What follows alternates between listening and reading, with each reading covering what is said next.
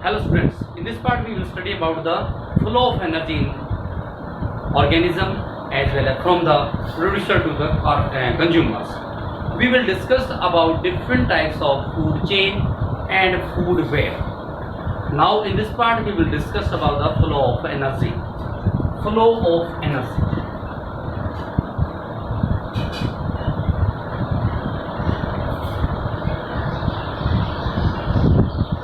Why we take food? Food, every organism, every animals eat food to take energy, and this energy has the capacity to provide the animals to do work. So how this energy is transportation from one trophic level to another trophic level? Flow of energy. The energy कौन सी? Sun energy को plants या producers होते हैं, जिसको आप plant producer भी बोल सकते हैं, कन्वर्टर भी बोल सकते हैं, वो सन एनर्जी को चेंज करते हैं केमिकल एनर्जी के अंदर फूड में, और वो फूड जब एनिमल ईट करते हैं तो उनके अंदर ऐसी एनर्जी आती है जिसके कारण से वो काम कर सकते हैं. Energy which is produced by the producers means green plants, transducers, converters. This energy is transported from producer to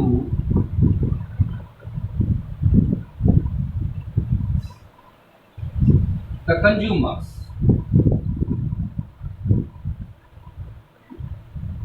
ये एनर्जी प्रोड्यूसर से कंज्यूमर में ट्रांसपोर्ट होती है, लेकिन जो एनर्जी प्रोड्यूसर मतलब प्रोड्यूस करते हैं वो सारी की सारी नहीं, क्योंकि कंज्यूमर जब प्रोड्यूसर को या किसी अदर एनिमल्स को ईट करते हैं, रेस्पिरेशन करते हैं, मेटाबॉलिक प्रोसेस होती है, उस समय बहुत एक्सेस अमाउंट में जो एनर्जी, जैसे मान लिया जाए प्लांट को खाने वाले काऊ है, अब प्लांट में 100 जूल एनर्जी प्रोड्यूस होती है, तो वो ग्रास जिसमें 100 जूल एनर्जी थी, काऊ ये जिसको इनटेक कर रही है, तो काऊ ने रिस्पिरेशन किया वाहिल digestion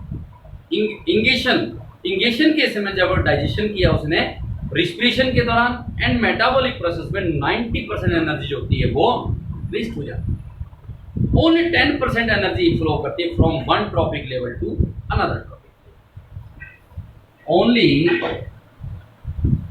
10% energy is transported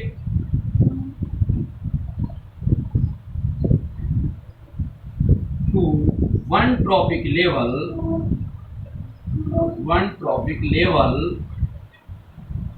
from one trophic level to the next. कितनी? 10%, and 90% rest 90% energy is consumed or wasted while digestion. क्यों करते हैं? डाइजेशन करते समय, इंगेशन करते समय, रिस्पिरेशन करते हैं, metabolic process. whereas 90% energy is utilized by the animals during respiration or other metabolic activities.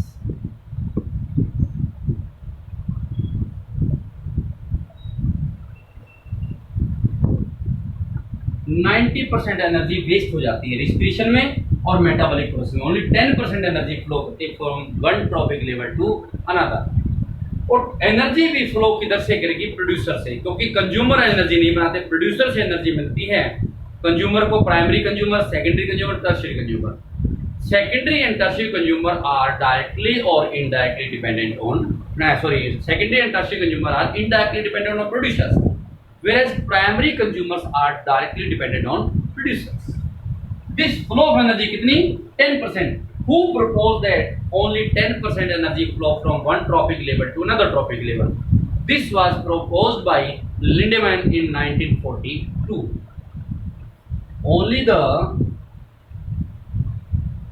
10% energy flows from one trophic level to the next. This was proposed by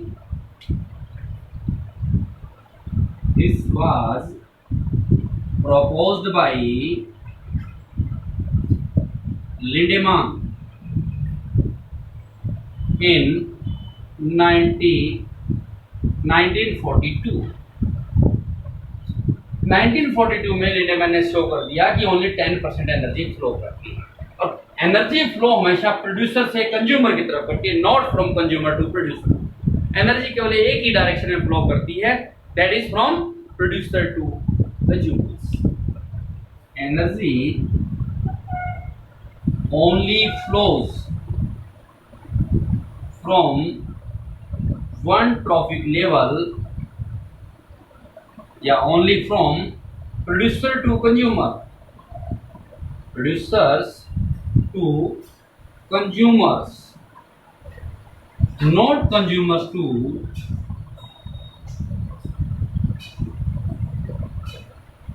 producer। पहली चीज, और वो भी कितने? 10%।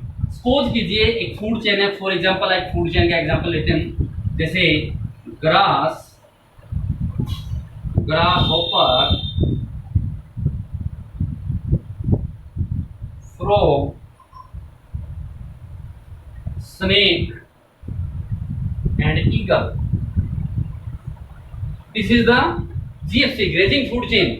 ये फूड चेन है, इसमें grass के पास पहुंच कीजिए 1000 जूल एनर्जी कंटेन है, तो 10% एनर्जी फ्लो करेगी ग्रास हॉपर में। इसका मतलब क्या कि 1000 का 10% कितना? इसमें आएगा only 100 joule. As we go from producer to consumer, lower to upper level, you have to divided the energy by the 10। जितनी भी एनर्जी उसको 10 से डिवाइड करते चलो। जैसे ग्रास हॉपर के पास 100 जूल, फ्रॉग में 10 जूल, स्नेक में 1 जूल एंड ईगल में 0.1 joule. As we go from lower to upper level, means producer to consumer, you have to divide the energy from of the producer by the 10 to the next. And as we go from consumer to producers, you have to multiply by 10. But energy flow from grass to, यानी producer to consumer, not consumer to producers. Suppose कीजिए आपको एक grass से एक आपको food chain और रखी है, grass, cow and lion. If the cow has the energy 50 joule, then how much energy is produced by the producers and how much energy get by the lions?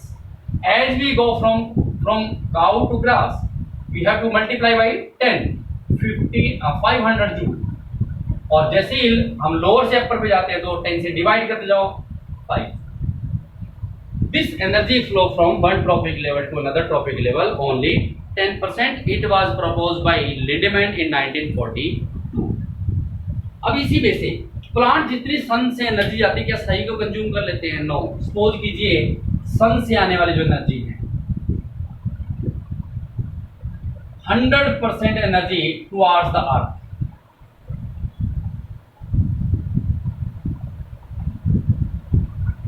अर्थ के ऊपर ही आ रही, बाकी और प्लेनेट छोड़ दीजिए।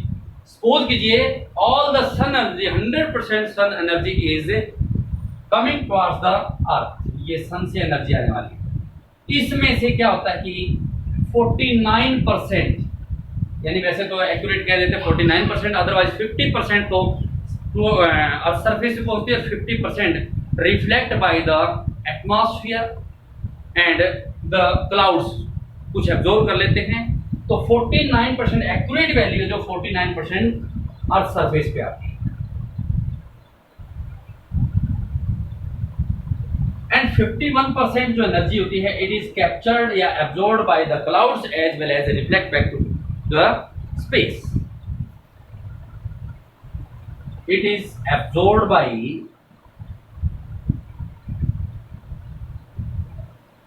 the clouds and reflect by reflect into the space. 51% energy हमारे space में atmosphere में एब्जॉर्ब कर लेती है, उसके द्वारा रिफ्लेक्ट कर दी जाती है। इसका मतलब अर्थ पे ओनली 50% के आसपास ही आती है, 49%। इस 49 का भी प्लांट यूटिलाइजेशन कितना करते हैं, 1 to 5%। बाकी 45 to 49% energy is reflect by the, आप कह सकते हैं 45 to 49% energy is reflect bye the plants. Plants के द्वारा 50 में से भी 45 to 49% एनर्जी रिफ्लेक्ट करते हैं, और इसमें से ओनली यूटिलाइजेशन कितना करेंगे, 1 to 5%। Sun energy is utilised by the plants. इतना आप इसको 50 माने तो 5 कर देंगे, 49 के दाम में 4 कर देना है। इतना ही सन के द्वारा एनर्जी की जाती है एब्जॉर्ब, बाकी तो रिफ्लेक्ट कर दी जाती है। अब इसमें से भी प्लांट क्या करते हैं, प्लांट ड्यूरिंग फोटोसिंथेसिस प्रोसेस में ये भी रिस्पिरेशन करते हैं। फोटोसिंथेसिस प्रोसेस के अंदर प्लांट्स होते हैं 0.8 to 4% के आसपास खत्म कर देते हैं, यानी 0.2 to 4% energy is used by the plant। यहाँ पे आप 5 रखें तो 5 रखिए, by the plants in respiration during photosynthesis।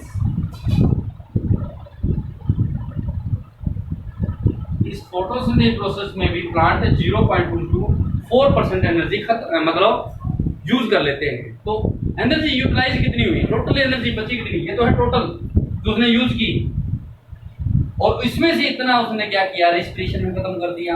तो यूज कितनी हुई, 0.8 to 1%।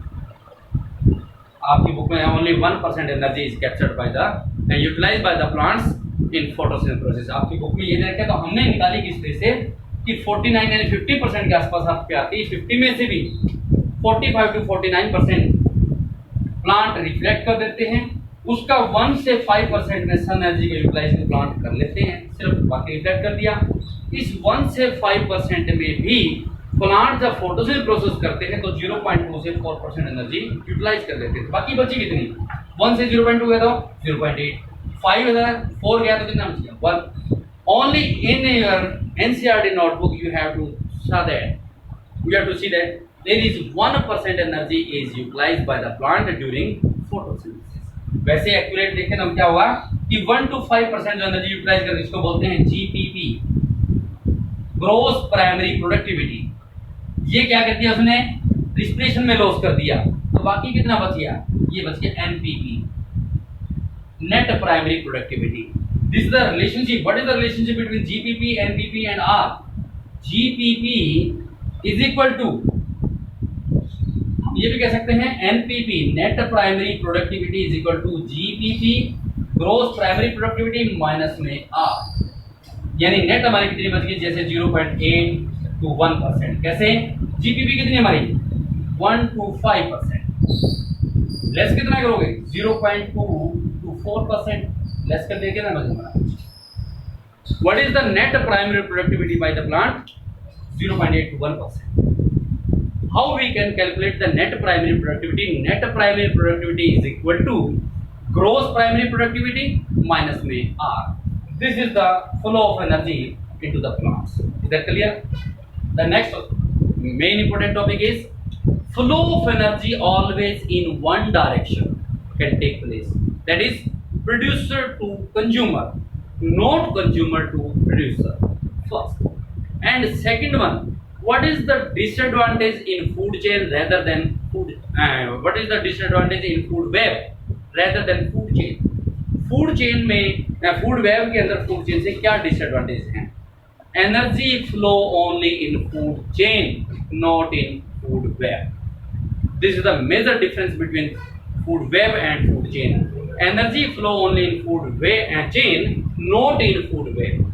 Because in food web, that is a network of many food chain. So energy doesn't flow from in food web. It always flow in food chain.